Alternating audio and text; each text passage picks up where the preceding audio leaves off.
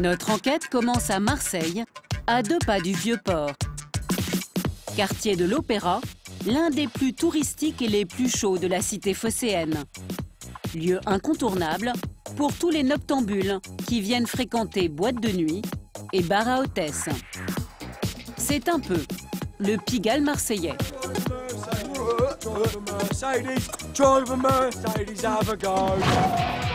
Mais voici l'envers du décor. Des bagarres qui mettent aux prises des fêtards souvent éméchés avec de petits délinquants qui veulent les dépouiller.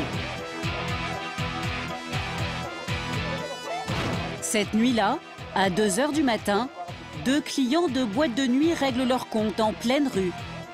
Le pugilat se termine sur un chaos.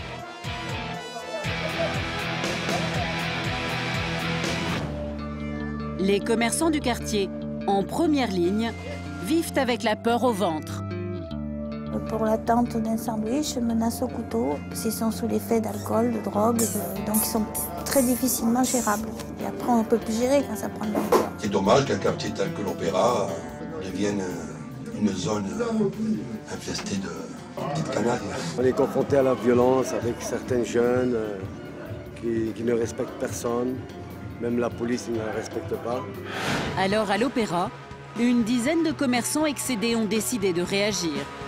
Et au nom de l'autodéfense, ils ont fait appel à des gros bras.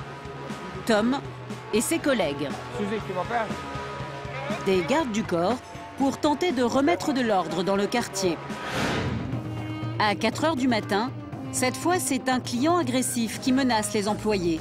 Immédiatement, Tom et l'un de ses hommes s'interposent. Ah, j'ai peur de personne. Ah, j'ai peur que Dieu, cousin. Nous non plus. Ah, j'ai peur que Dieu, mon pote. Nous non plus. S'il faut, nous non plus, on n'a pas peur. Tom cherche à l'éloigner en jouant de son physique imposant. Non, enlevez-moi la vie. Qui t'a agressé? Vous voulez me tuer? Tuez-moi maintenant. On l'a tué moi maintenant. Ah, j'ai peur que de Dieu, la famille. Au bout de quelques minutes, le jeune homme finit par s'en aller. Voilà la mission de Tom, considéré par les commerçants comme l'ange gardien de ces ruelles du Vieux-Port. Pas de bagarre, pas de police, pas de pompiers. C'est cool. Juste désamorcer la situation, c'est tout, pour que ça ne se dégénère pas, pour que ça ne se bagarre pas entre eux, pour que ça ne revienne pas sur nous. Une équipe de grands costauds qui fait la police toutes les nuits dans ce quartier chaud de Marseille, c'est la réponse des commerçants au nom de l'autodéfense, une méthode qui n'est pas sans risque. Dans les transports en commun ou sur la voie publique, en 2011, on compte déjà près de 500 000 actes de violence contre les personnes. Conséquence, un Français sur 5 ne se sent pas en sécurité. Il cherche des moyens de se rassurer. Chez les jeunes femmes, les cours de self-défense font un malheur. Ça aide en termes de confiance en soi, on se sent plus sûr et je pense que quand on se sent plus sûr, on dégage un peu de cette confiance. D'autres s'équipent d'une manière plus radicale avec ces armes d'autodéfense. Il s'en est vendu plusieurs dizaines de milliers cette année. Les commerciaux surfent sur le sentiment d'insécurité. C'est quand même l'arme la plus efficace. Et oui, ça fait des dégâts. Une minorité de Français a même franchi un pas supplémentaire en achetant une arme à feu pour s'en servir en cas d'agression. J'hésiterai pas une seule seconde. Ou j'essaye de tempérer, ou alors j'ai ce qu'il faut et badaboum. Mais parfois, ce type d'autodéfense engendre des drames. C'est le cas à Grignan, où un père de famille est en prison pour avoir abattu un cambrioleur. Pour nous, c'est un cauchemar réveillé tous les jours, quoi. On a l'impression qu'on va se réveiller, que c'est fini. Entre la légitime défense reconnue par la loi et la tentation de se faire justice soi-même, la différence est parfois infime. Alors, jusqu'où peut-on aller pour se protéger ?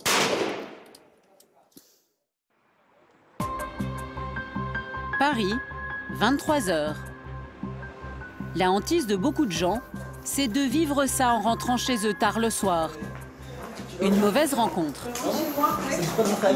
Monsieur, laissez la demoiselle tranquille. Qu'est-ce qui t'arrive, toi, là? Je suis juste... Laissez tranquille. Laissez la demoiselle. Tu parles à qui, là, hein? Laissez la demoiselle. Tu parles à qui, là? Laissez la demoiselle. Pas d'inquiétude. L'agresseur est à terre, mais indemne. C'est une mise en scène orchestrée par Frank Ropers, 49 ans, un professeur d'art martial devenu une référence dans le self-défense. Ce soir, il reconstitue pour ses élèves des situations d'agression. Bonsoir. Je rentre chez moi. Les mecs, cool. Chez toi, ça? Je veux pas d'embrouille, je veux pas d'embrouille. Les mecs, je veux pas d'embrouille.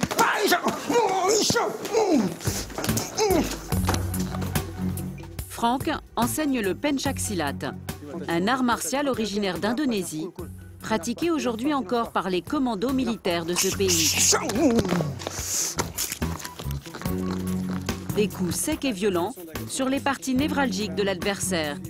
Une technique particulièrement bien adaptée aux situations d'autodéfense. En conservant bien les coups d'en haut. Tout de suite, j'avance à gauche, la jambe gauche, je déborde. Pouce dans l'œil, frappe du poing à la gorge, coup de tibia aux parties génitales. On t'embêtera jamais dans la rue, tu pourras toujours rentrer chez toi sans aucun problème. Parmi les élèves, Audreyne, 31 ans, responsable d'achat dans une société. Une disciple assidue de Frank, qui suit ses cours depuis plus d'1 an. Tu vas chercher seulement à aller sur la lame, voilà, et en fait, tu gagnes de la distance, une distance de sécurité. Et à un moment donné, ce que tu peux faire, c'est que tu jettes et aussitôt tu pars en regardant et tu cours, le plus loin possible. Si Audreyne a décidé d'apprendre ce sport de combat, c'est qu'elle a subi une agression il y a plusieurs mois. La scène se passe au Perreux-sur-Marne, en banlieue parisienne, à quelques rues de son domicile. Ce soir-là, elle rentre d'une fête à Paris et sur le trottoir, un homme la suit. Ça s'est passé juste au coin, là. Et, il faisait nuit. Ça a été très rapide parce qu'il m'a projeté contre la voiture. J'ai eu très peur parce que je me suis demandé ce qui se passait. Mais du coup, c'est instinctivement, finalement, il y a eu le « il faut que je me dégage ». Une agression qui va durer quelques secondes. L'homme la bloque contre une voiture. Il la maintient en l'étranglant et tente de la violer. Dans un réflexe de survie, Audreyne va lui mettre un coup de genou et le repousse. Elle parvient à s'enfuir et à rentrer chez elle. Aujourd'hui encore, elle se souvient des moindres détails. Donc voilà, j'ai monté les escaliers 4 à 4 et arrivé là, je n'arrivais pas à mettre la clé dans la serrure. Je tremblais tellement que j'y arrivais pas. Et finalement, j'ai enfin réussi et j'ai claqué la porte très fort, même si c'était très tard. J'ai claqué la porte, j'ai fermé la clé et j'ai couru dans ma chambre. Audreyne va rester blottie dans son lit des heures entières. Une agression violente qui la traumatise toujours. Je ne sais pas jusqu'où il aurait pu aller si j'avais pas réussi à me dégager. Peut-être il pouvait non seulement m'agresser, me violer, me tuer, me séquestrer. C'est vraiment un choc, un vrai choc. J'étais même chez moi, je me sentais pas encore en sécurité. J'avais peur qu'il ait pu me suivre donc j'étais vraiment pas bien. Après, s'instaure une espèce de paranoïa, mine de rien, quand il faut ressortir, quand il faut reprendre le RER, quand il faut de nouveau se promener le soir tard dans la rue et qu'il fait nuit, il y a une paranoïa. Un mécanisme de défense qui empiète même sur son quotidien, comme sa manière de s'habiller. Quand je sais que je dois prendre les transports en commun, je fais attention à la façon dont je m'habille, à savoir je ne mettrai peut-être pas une jupe avec des talons, mais plus un pantalon avec des chaussures plates. Quelques semaines après son agression, Audreyne va avoir un déclic. Elle veut apprendre à se battre. 2 fois par semaine, elle se rend ainsi à ses cours d'autodéfense, seul moyen pour elle de surmonter son traumatisme. Pensez à souffler dès le début, vous synchronisez bien. Pensez à souffler. Attention, 10 secondes. Allez! Ce soir, ils sont une trentaine à s'entraîner sous la houlette de Frank Ropers, une figure emblématique du penchaksilat en France. Un entraînement presque militaire. Leur objectif à tous, répéter inlassablement des techniques de combat qui pourront peut-être un jour leur sauver la vie. Coup de pied croissant, la main en gorge. Et je le repose derrière? Non, à l'extérieur. Voilà. Là, et coup de pied circulaire au visage. Voilà. Tu refais une fois. En fait, c'est très simple, c'est qu'elle a pris une technique, elle reproduit, c'est l'apprentissage. Elle reproduit en réfléchissant. Dans une situation réelle, toutes les capacités motrices, perceptives sont diminuées par le stress. Et en fait, ce qui ressort, c'est ce qui est ancré, c'est ce qu'on a acquis, mémorisé au fond de soi. C'est ce qui ressort en état de survie, en fait. Ce soir, une étape importante attend la jeune femme. Elle va être mise à l'épreuve en situation réelle avec de faux agresseurs. Le but, observer sa capacité à se défendre en cas de stress. Je lui ai donné des consignes que, bien sûr, Audrey ne connaît pas. Et en fait, il va appliquer. On va voir comment elle réagit au stress. Une étape difficile pour Audrey, car cela lui fait revivre sa tentative de viol. Oh! Depuis foncé là, viens là! Laisse-lui! Mauvaise surprise pour l'agresseur, Audrey a beau être menue, elle a du répondant. Qu'est-ce que vous avez trouvé au fond de vous, là? La peur. La peur, de la colère. Se dire que toujours on aurait pu mieux faire, on aurait pu être plus efficace. Voilà. Le doute aussi, savoir en situation réelle, est-ce que ça pourrait se passer comme ça, quoi. Une chose est sûre, ces cours sont pour Audrey une thérapie de choc qui lui donne confiance en elle. Grâce à ces techniques, en cas de danger, elle pourra peut-être plus facilement faire face.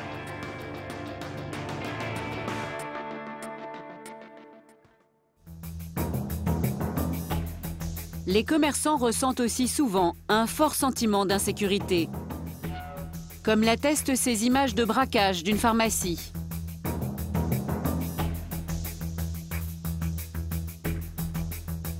Ou encore, cette scène, filmée par des caméras de surveillance, où une vingtaine d'individus fait irruption dans ce supermarché avant d'agresser les vigiles, pour tenter de s'emparer de l'argent. 3 jours plus tôt, c'est le patron lui-même qui est frappé avec une batte de baseball. Des commerçants qui, pour certains, ont décidé de se défendre. Retour à Marseille avec Tom, le vigile du quartier de l'Opéra. Comme tous les matins, il s'entraîne dur.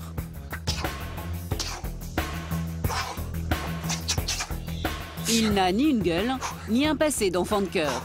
Tom est originaire d'une petite ville de Hongrie. Champion de boxe anglaise dans son pays, Tom a passé 5 ans dans la Légion étrangère.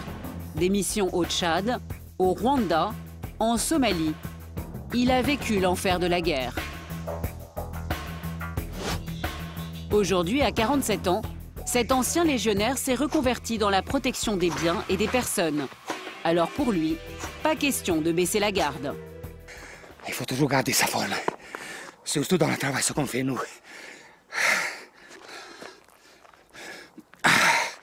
Parce que le travail ce qu'on fait nous, c'est dangereux. Protection de biens et de personnes. Il y a des jeunes en face. Ils ont 25 ans, plein de speed, plein d'énergie, plein de motivation. Ah, j'ai 47 ans. Il faut que je m'entraîne pour faire face à eux. Sport de combat extrêmement important. On n'a pas le droit d'utiliser les armes, au grand maximum, bombe lacrymogène. Et à face de nous, les jeunes, là, ils ont le couteau. Sa mission débute tous les soirs à 23 h. Dans le quartier de l'Opéra, Tom commence son service en réunissant sa petite troupe. Voilà, ça va Alex?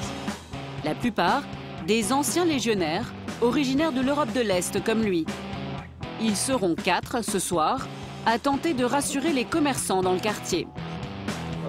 Ce qu'on va faire le tour. Ouais, on va faire tous les 3. Reste avec le stop, s'il te plaît.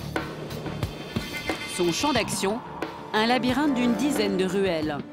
Il commence par faire la tournée de ses clients, avec qui il sera en relation permanente par talkie-walkie. Ouais, bonsoir, ça va? Tu me fais un coucou à radio, s'il te plaît? Des commerçants qui consacrent désormais une partie de leurs recettes à cette patrouille d'autodéfense. Je prie un service d'ordre pour la sécurité, pour que les gens y viennent chez nous, que nos clients puissent venir sur l'Opéra, venir boire un verre tranquille. Ce qui n'est pas facile en ce moment. La priorité, que personne ne vienne là, pas d'accouplement et que les clients... Ils ne viendront pas là. Il est minuit, Le quartier commence à s'agiter. Tom vient d'apercevoir une bagarre. Nous le suivons en caméra cachée. Un client très imbibé sème la zizanie devant ce restaurant. Le patron tente de le maîtriser. Et pour que la situation ne dégénère, Sergueï, un collègue de Tom, de dos en noir, va l'asperger de gaz lacrymogène. Mais fais-le comme ça, voilà. Comme ça, moi, c'est calme, là. Pour Tom et ses hommes, il faut ramener le calme le plus rapidement possible, quitte à prendre quelques coups. Moi, j'ai pris un gros coup sur la jambe. On m'a ouvert comme ça avec la bouteille, là, dans une bagarre. Ça fait mal. Le coup de chaise, le coup de pied de biche, les chaînes, les bouteilles. Surtout les bouteilles, le coup par arrière, il vient par derrière. On est en train de se battre en plusieurs, il vient par derrière pour donner le coup de bouteille sur la tête. C'est pour ça, en préférence, s'il y a de gros soucis, il vaut mieux utiliser le gaz lacrymogène. Au moins, ça permet de les faire éloigner déjà. Va te faire enculer! Bouge pas! Finalement, l'homme est pris en charge par des policiers en civil.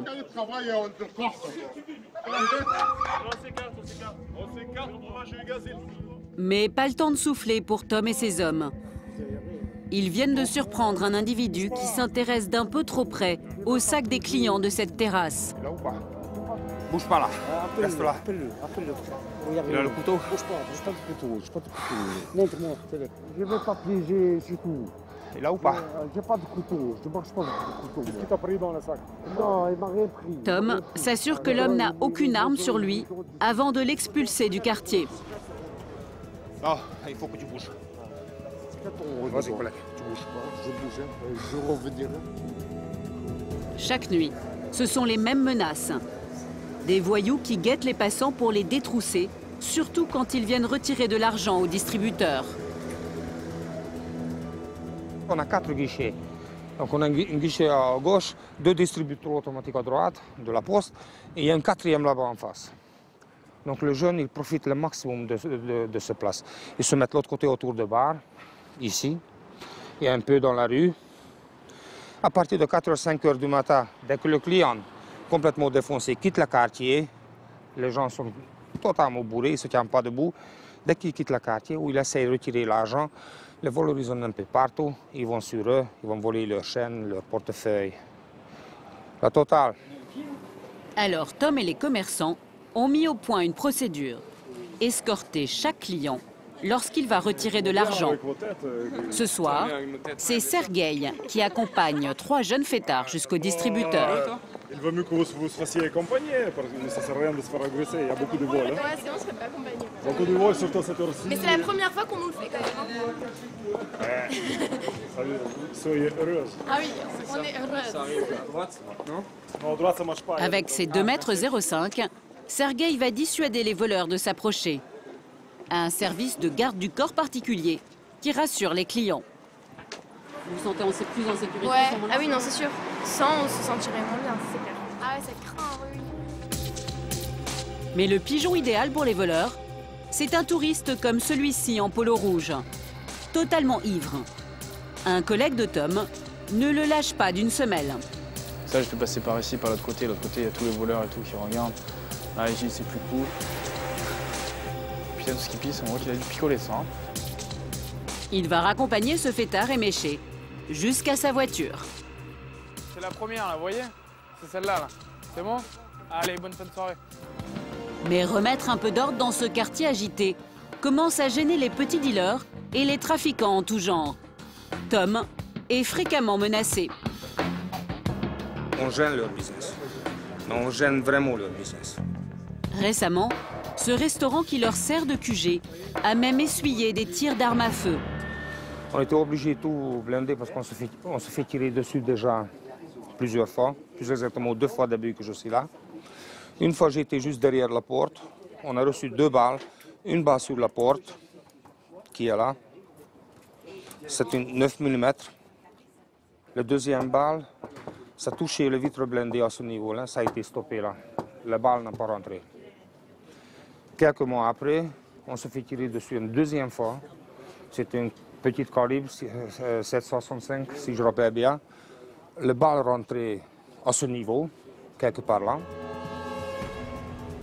Mais après les trafiquants, le gros problème de Tom et de ses hommes, ce sont les bandes de jeunes. Ils squattent tous les soirs la place de l'Opéra. Une façon de marquer leur territoire. Ils disputent à Tom le contrôle du quartier. Eux, c'est des truffes, eux, c'est les matraques. Et après les autres. Alors on les bombarde aussi. Ici, on est chez nous, c'est la zone. L'équipe Bakata, c'est pareil.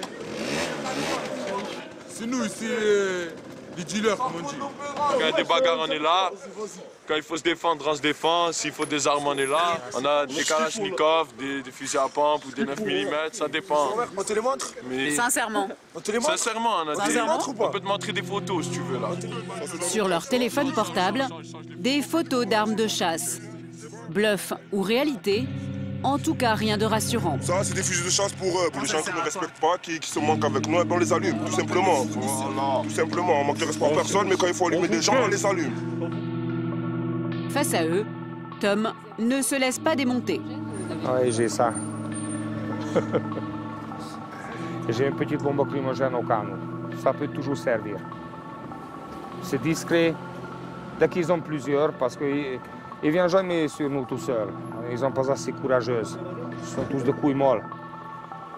Ce soir, Alex, un employé de Tom, vient prendre la température.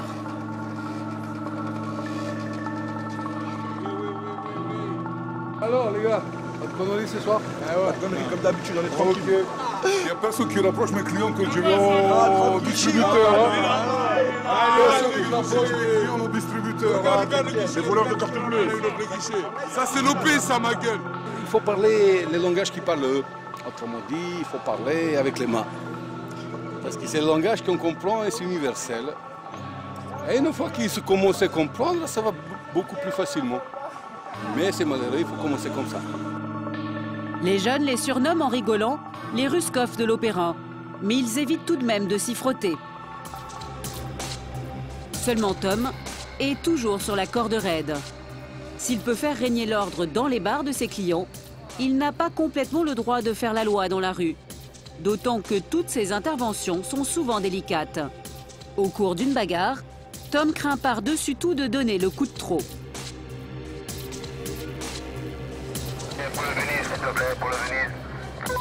3 heures du matin, un client ivre commence à faire du grabuge dans un bar. Il est sorti de force par les collègues de Tom. Et là, tout se complique. L'homme se plaint d'une douleur au cou. C'est bien parce que j'ai des prothèses cervicales. Moi, il fait mal, les gars. Ah ouais? C'est bien. Juste appuyé, j'ai pas étranglé, juste appuyé. J'ai les cervicales. Non, qui m'a mis le doigt ici? C'est moi qui t'ai appuyé, j'ai pas le cervical. Ici, là, c'est pas le cervical. Là, ici, là. Et la situation empire. Les pompiers sont appelés sur place. Un individu fait un malaise. Tom et ses collègues sont un peu embarrassés. Oh putain, c'est le mec que j'ai... Oui, mais le cinéma qui fait, c'est l'espace, hein? Incroyable. Ouais, il met dans la civière et tout, le mec. Tu sais quoi, je te jure, on aurait dû les filmer nous-mêmes. Celui qu'on a sorti tout à l'heure. Ah non, ils vont le voilà, il met dans la civière, il joue au malade alors qu'il a rien du tout, quoi. Il est bourré, il a 3 grammes, mais voilà. C'est bien là toute la difficulté. Tom a droit à la légitime défense, mais pas question de faire justice lui-même dans les bars ou dans la rue. Il faut qu'on fasse attention parce que, en fait, pour utiliser la force, il faut être en légitime défense. Et ça ne suffit pas à être en légitime défense, mais il faut aussi prouver ça. Il y a des clients qui sont très malins et se font passer pour une victime, malgré qu'on n'a rien fait pour eux. Tom ne croit pas si bien dire. Dans quelques jours, nous le retrouverons au palais de justice, impliqué dans une bagarre qui a mal tourné. Et encore, Tom n'utilise que ses poings. Pour se protéger en public ou à domicile, une nouvelle tendance émerge. Acquérir une arme d'autodéfense. Des armes impressionnantes dont s'équipent de plus en plus de familles bien tranquilles. À quelques kilomètres de Toulouse, dans cette villa cossue, la famille Piret craint les cambriolages plus que tout. Il y a quelques mois, Quentin a acheté une arme particulièrement dissuasive, un flashball qu'il garde en permanence sous sa table de chevet. Elle est à côté de moi, c'est pas mon doudou, mais voilà, le fait de savoir qu'elle est là, c'est plutôt rassurant aussi, quoi. Alors pourquoi avoir choisi cette pièce? Tout simplement parce que d'une part c'est la chambre à coucher. Le premier réflexe c'est d'arriver ici, de prendre l'arme, voilà, de se tenir contre le mur. Alors normalement les volets sont fermés, et d'attendre simplement que la porte s'ouvre. Si la porte s'ouvre, elle tire, la personne tombe, elle ouvre le volet, la porte et elle s'échappe. Bon bébé, tu viens? On va aller essayer le flashball. Un entraînement minimal est absolument indispensable pour que sa femme ne rate pas la cible le jour J. Bon, je vais te montrer comment ça se passe. À l'origine, le flashball est une arme de police utilisée dans les émeutes urbaines. Et aussi étonnant que cela puisse paraître, il est aujourd'hui en vente libre, soumis à une simple déclaration en préfecture. Le flashball tire des balles en caoutchouc qui font l'effet d'un gros coup de poing. J'ai pas envie d'ôter la vie à qui que ce soit, neutraliser, s'échapper, et déjà ça c'est une bonne chose, quoi. Sauver sa peau c'est la première chose. Sauver sa peau et la peau des membres de sa famille. Ne tire pas encore les trucs, garde le canon en bas. Pour Graziella, c'est une première. Elle n'a jamais utilisé l'arme. Tu dois aligner ça, ça c'est facile, bras tendu. Selena décale un petit peu. Oh la vache. Voilà. Donc là j'ai vu la flamme, effectivement. C'est impressionnant. Et le bruit aussi, qui m'a bouché les oreilles. Voilà, donc je sais même pas si j'ai pas réussi à viser. Mais garde le canon vers le bas. Si, J'ai pas touché le sac, si? Je pense que tu as pris En le haut? dessus. Je pense que tu as pris le dessus, ouais. D'accord. Des armes qui blessent, mais normalement ne tuent pas. Et en la matière, l'imagination des fabricants est désormais sans limite. On vise et on tire. Sur Internet, on peut trouver des pistolets à grenaille, des bombes lacrymo ou encore des matraques électriques. Les revendeurs ont un argumentaire bien rodé. Ils surfent sur le sentiment d'insécurité.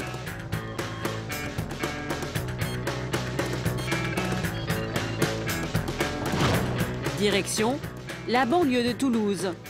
Dans cet entrepôt, plusieurs milliers d'armes d'autodéfense. Le responsable, Jérémy Blumenstein, s'est lancé dans ce business il y a 20 ans. On a donc une commande d'armes de défense. Il faudra la faire partir aujourd'hui, s'il te plaît. Chaque jour, il reçoit près d'une vingtaine de commandes qu'il expédie dans toute la France. Et voilà. Parmi les produits phares, les bombes lacrymogènes, les matraques ou encore ce coup de poing électrique. Voilà, donc celui-ci, c'est un modèle basique. Ici, le seul effet que vous aurez sur la personne, ça sera une crise de tétanie déclenchée. Et donc la personne sera alors très fatiguée, choquée et des fois même inconsciente pendant plusieurs minutes. Des armes d'autodéfense libres d'accès, excepté pour les fleurons de sa société. Des pistolets soumis à déclaration à la préfecture de police. Jérémy les garde précieusement sous clé. Ça, c'est le genre de petit coffre-fort de la société qui contient donc toutes ces armes soumises à déclaration. Voilà, donc par mesure de sécurité, je suis le seul à avoir la clé. Alors, donc voilà, donc ça, c'est ici. Ça, c'est la plus vendue en matière d'armes de défense. Elle est aussi très efficace. Elle reste efficace parce qu'elle a toujours, pareil, un double canon. Voilà, qu'on voit ici. Un double canon. C'est du matériel qui est, on peut le dire, professionnel et qui est surtout à la portée de n'importe qui. Des armes qui reposent sur un principe simple, faire plus de peur que de mal, d'où leur aspect spectaculaire. Et pour convaincre ses clients, rien de tel qu'une bonne démonstration.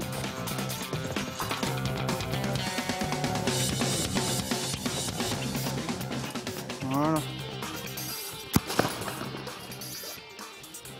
Voilà. Voilà, donc là j'ai mal visé, mais ça a fait la percussion ici. Non seulement elles sont efficaces, et en plus elles produisent un énorme son qui va alerter les voisins. Et avec ça, on tue pas? Avec ceci, on ne tue pas. La détonation est très importante, mais en fait l'efficacité est quand même, on va dire, largement en dessous de ce qu'on pourrait penser. Elles ne vont pas tuer, mais elles vont faire très très mal. Mais pour une minorité de Français, l'autodéfense ne s'arrête pas là. Selon une étude, 20 millions d'armes à feu circuleraient en France. Certains propriétaires sont tentés de s'en servir un peu trop facilement. Nous sommes à Aix-en-Provence et cet après-midi-là, une bourse aux armes se tient en ville. On y trouve du matériel militaire, de chasse et des armes de collection, comme ces carabines, ces pistolets ou même ces sabres japonais. Un paradis pour les collectionneurs à la recherche de l'objet rare. Carabine de chasse 1920, Winchester 1873, il y a un peu de tout. Carabine Spencer 1865, tout ça c'est tout de la collection. Ça fait revivre quand même, hein. C'est comme conduire une voiture ancienne par rapport à une voiture moderne. Bon. Des collectionneurs qui l'admettent sans détour, les armes sont une passion à part, loin des amateurs de monnaie ou de timbres. Vous achetez une arme qui est une reproduction d'armes anciennes, mais ils ont quand même fait la guerre pendant 10 ans avec. Alors si on fait la guerre avec, c'est quand même un truc dangereux. Hein. De toute façon, une arme, quand on parle d'arme, que ce soit un pistolet à plomb ou une arme comme ça. D'ailleurs, certains militent ouvertement pour le libre accès aux armes à feu en France. En cas d'agression, ils revendiquent le droit à l'autodéfense. Eh bien, je vais être très sincère, je n'hésiterai pas une seule seconde. Ou j'essaye de tempérer, ou alors j'ai ce qu'il faut et badaboum. Vous faites raqueter un feu rouge, vous la première, vous avez été à un feu rouge, casser la vitre, ouvrir la portière, vous n'avez pas de quoi répondre, qu'est-ce que vous faites? Rien. Bon, vous auriez une arme, bam, vous allumez le premier. Au bout de 5, c'est fini, il n'y a plus d'agression au feu rouge. Hein. Moi, je suis pour l'autodéfense. J'estime que quand vous avez une maison, une voiture, c'est votre propriété. On ne doit pas y toucher. Voilà. Et si on y touche, vous faites quoi? Vous n'allez pas répondre?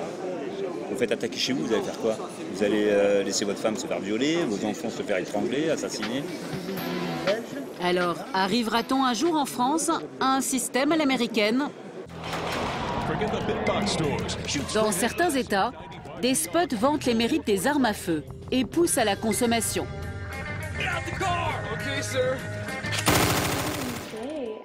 Dans cette publicité, par exemple, une jeune femme est seule chez elle. Un agresseur est sur le point d'entrer. La jolie blonde va se défendre de façon inattendue.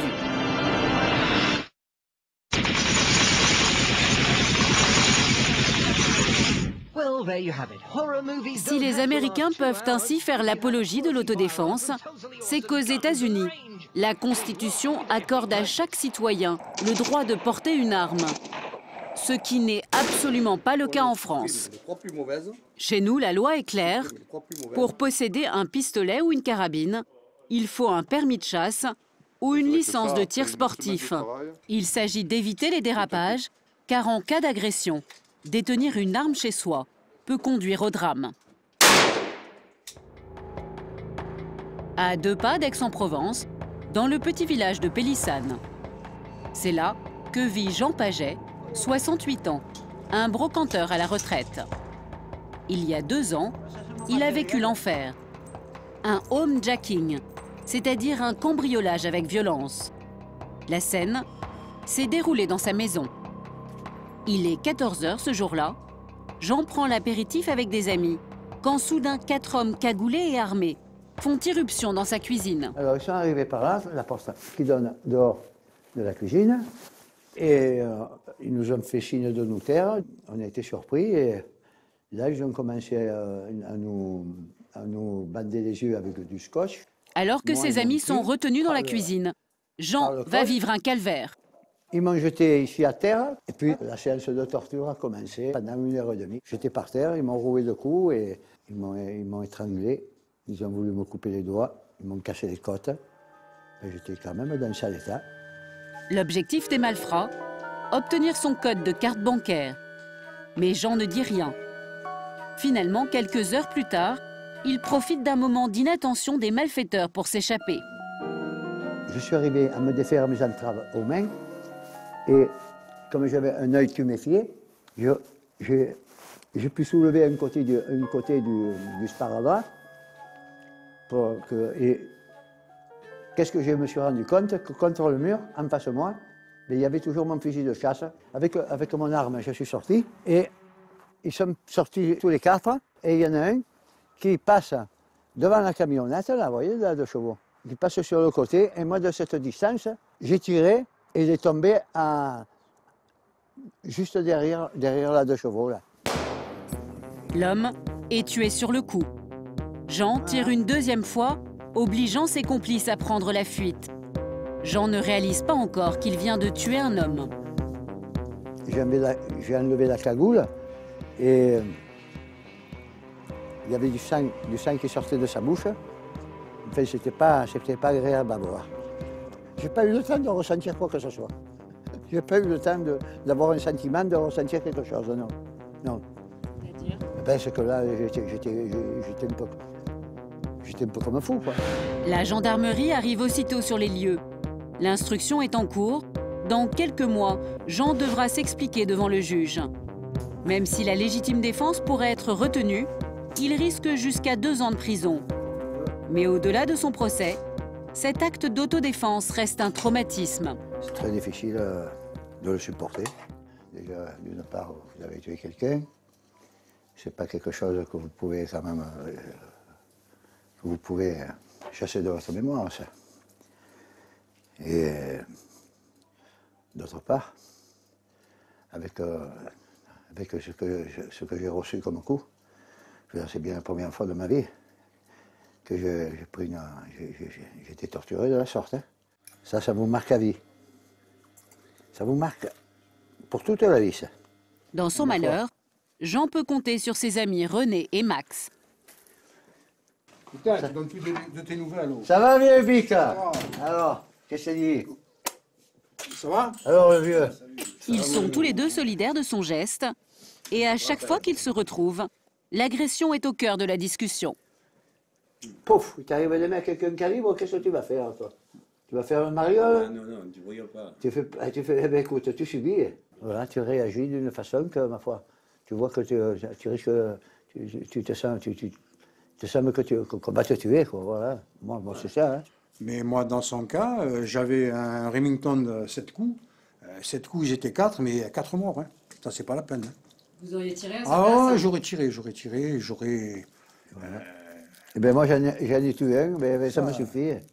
Regarde les merdes. Pas de quartier. La douleur te fait déraisonner aussi, hein. Tu ne maîtrises plus après. Hein.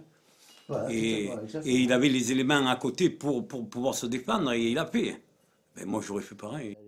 Ici, on ose le dire et pour cause, ils ont chacun été victimes de cambriolage. Si Jean n'est plus autorisé depuis le drame à détenir une arme, ses amis, eux, sont déterminés à utiliser les grands moyens pour se protéger. Ah, moi, j'ai pire, moi, j'ai une arme de guerre, moi. Ouais. Moi, j'ai une Winchester, c'est pas pareil. Et si on m'agresse à la maison, ça, c'est pas la peine, ils sont servis. Ah, maintenant, c'est que la barbarie. La violence, c'est que ça. Tu as un mec, pour te prendre 4 sous, ils sont capables de te tuer. Pour le brocanteur torturé par ses agresseurs, l'avocat plaide la légitime défense. Mais pas sûr que le juge la retienne. Le code pénal est très clair. Pour invoquer la légitime défense, il faut prouver que l'on était obligé de se défendre dans l'instant de l'agression et avec une riposte proportionnée à l'attaque. Le problème, c'est que dans le feu de l'action, certains oublient ses limites et de victimes, ils deviennent agresseurs aux yeux de la justice. Le geste de trop qui fait basculer toute une vie. Nous sommes dans le petit village de Grignan, un décor de carte postale connu dans le monde entier pour être l'un des bastions de la truffe. Sur ce marché, ce qu'on appelle ici le diamant noir se vend à prix d'or, entre 800 et 1000 € le kilo. Vous voyez, regardez, quand vous voyez ça quand même. Ça, c'est... Regardez. Ça, c'est une merveille. Ça, c'est la Rolls de la truffe. Une manne financière qui attise toutes les convoitises. Alors, les trufficulteurs sont sur les dents. Il y a quelques jours, l'un d'entre eux a abattu froidement un voleur avec un fusil de chasse. Sur le marché, le drame est sur toutes les lèvres.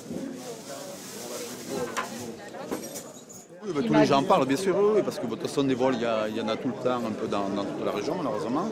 Et donc c'est vrai qu'il y a des gens qui en ont un peu marre. Mais attendez, quand on vous passe le bois et qu'on vient vous voler votre produit, franchement, mais non. Mais non, hein.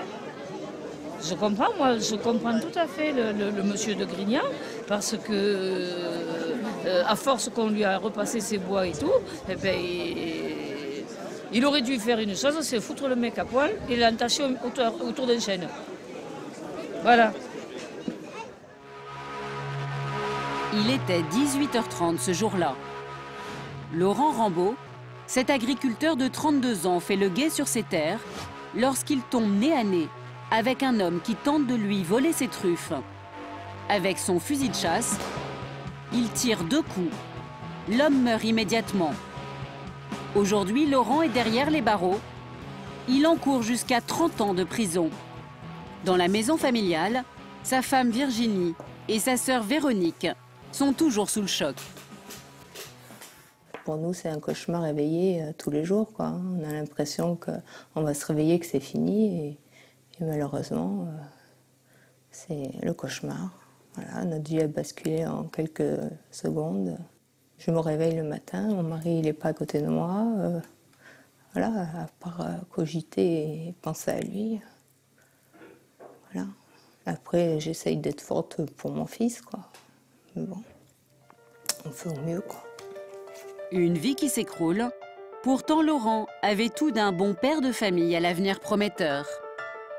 Là, vous avez Laurent avec les lavandes. Laurent en train de tailler. Voilà, c'est lors de notre mariage, dans les vignes. Pour nous, c'est vraiment... On tombe de haut, quoi. Bon, enfin, c'est pas un homme violent, il a toujours été là pour le dialogue, étant donné qu'il faisait partie des présidents des jeunes agriculteurs, pompiers volontaires, il faisait partie de plein d'autres organismes. Donc il a toujours préféré le dialogue que la violence. Donc, enfin, pour moi, c'était pas Laurent, quoi. Enfin, voilà. Alors que s'est-il passé dans la tête de Laurent pour qu'il appuie sur la gâchette ce soir-là? La victime s'appelle Ernest Pardo, un ambulancier de la région, père de 3 enfants. Pour l'avocat d'Ernest Pardo, le geste de Laurent ne s'apparente pas à de la légitime défense, mais bien à un meurtre. Aujourd'hui, on parle beaucoup de défense, d'autodéfense, de légitime défense. On peut le concevoir lorsqu'il s'agit de défendre l'intégrité humaine, de défendre une agression injuste, une agression illégitime, mais comment concevoir qu'on peut justifier un acte de meurtre en contrepartie de quelques truffes? Moi, je pense que l'acte ne peut absolument pas être légitimé. Tirer sur un homme sans armes, à quelques mètres, sans lui parler, à plusieurs reprises, avec une arme qui nécessite à chaque fois une manipulation violente pour permettre un autre coup de feu. Ça ne peut pas être légitimé. À Montélimar, comme chaque semaine, Virginie et sa belle-sœur se rendent chez l'avocat de Laurent pour préparer le procès. Vous avez, j'imagine, quelques questions à me poser. Vous l'avez vu récemment, il allait bien? Il va bien. Il va comme il peut aller. Oui, je me doute que... Dans un univers qui n'est pas exactement fait pour lui.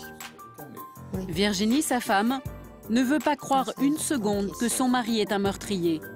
Pour son avocat, la légitime défense ne fait pas de doute. C'est le dossier de quelqu'un qui tire parce qu'il a peur. Parce qu'il a peur, parce que c'est la nuit, parce qu'il voit une silhouette menaçante. Il voit dans cette nuit et dans cette truffière un homme, et cet homme a dans les mains un objet. Et Laurent Rambaud pense que cet objet est une arme et qu'on va lui tirer dessus. Et il tire le premier, c'est vrai. Voilà. Et il tire 2 fois, c'est vrai, par peur. Pas du tout pour sauvegarder 1, 2 ou 3 truffes, ça n'a rien à voir. Légitime défense ou meurtre, Le verdict tombera dans quelques mois. Un drame qui, en tout cas, a brisé 2 familles. Retour à Marseille. Tom, l'agent de sécurité, risque aussi une peine de prison pour avoir porté des coups à 2 individus lors d'une intervention. Ce soir-là, à la veille de son procès, il se rend chez son avocate pour préparer sa défense. Monsieur Takacs, comment allez-vous? Pour Tom, l'enjeu est de taille. La moindre condamnation pourrait lui faire perdre son travail. Alors, demain, le délibéré. Comment est-ce que vous le sentez, ce délibéré? Bien,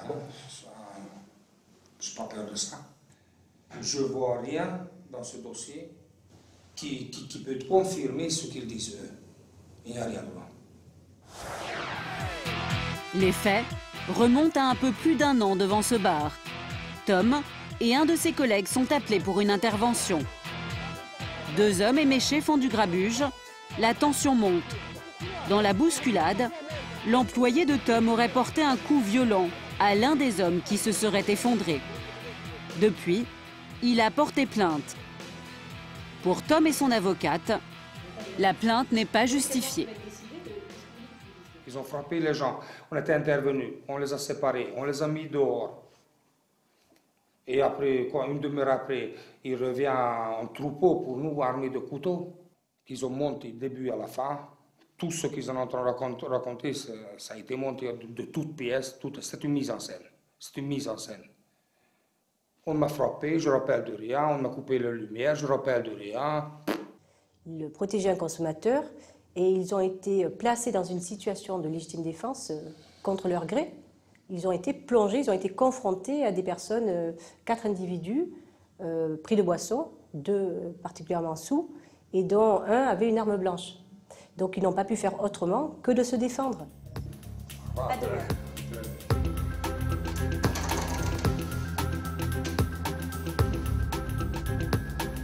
Le lendemain matin, au tribunal correctionnel de Marseille.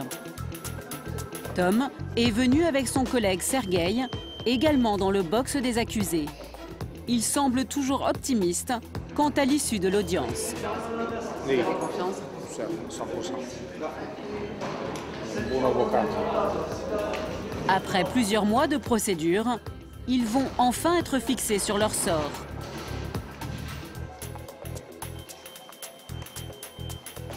Quelques minutes plus tard, le jugement vient de tomber. Tom a été condamné à 6 mois de prison avec sursis et Sergueï, 2 mois avec sursis. Incroyable, c'est vraiment du travail de cochon, hein. Ça vous pouvez le faire passer à la télé. Hein. Mais qu'est-ce que vous ressentez, vous? Une colère terrible. Et on va faire appel. On va faire appel et on va gagner le procès devant la cour d'appel. Les personnes qui sont en face, ils ont le casier judiciaire plein, violence avec les mains armées, viol sur les mineurs, tout ça. Ils ne se présentent même pas au tribunal et ils nous jugent. Ils ne sont pas là, en fait. Ils ne sont pas là, voilà, ils ne sont pas là, tout simplement. Il essaye de nous attribuer tous ces bobos, il met tout sur notre dos, mais c'est impressionnant. Ça doit être fini. Ça vient de commencer. Tom est fermement décidé à faire appel. Lors de cette première instance, c'est donc l'avocat de la partie civile qui a eu gain de cause. C'est un débordement. L'autodéfense doit être proportionnée. Elle doit être proportionnée. À partir du moment où on met des gens qui sont formés pour, ce sont des gens qui doivent avoir une réponse qui est proportionnée et qui doivent arrêter, qui ne doivent pas frapper plus que ce qu'il n'en faut. Quand vous avez à l'audience des gens qui arrivent et qui osent dire « on est habitué à régler les comptes, à arrêter les choses, à frapper », c'est quand même anormal, puisque des fois, ça va trop loin, ça va bien trop loin, puisque l'une des 2 personnes a été quand même très gravement blessée.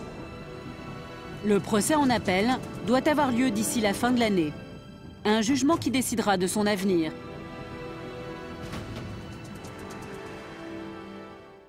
Mais à quelques jours de ce procès, surprise, nous retrouvons Tom chez sa compagne. Un drame vient de se produire. Lui et son ami Otto se sont fait agresser par une dizaine d'hommes. Une agression d'une rare violence. Moi, j'ai reçu plusieurs coups de masse sur le genou. Apparemment, ils voulaient que je ne mange plus. Ça, c'était le plus méchant, je pense.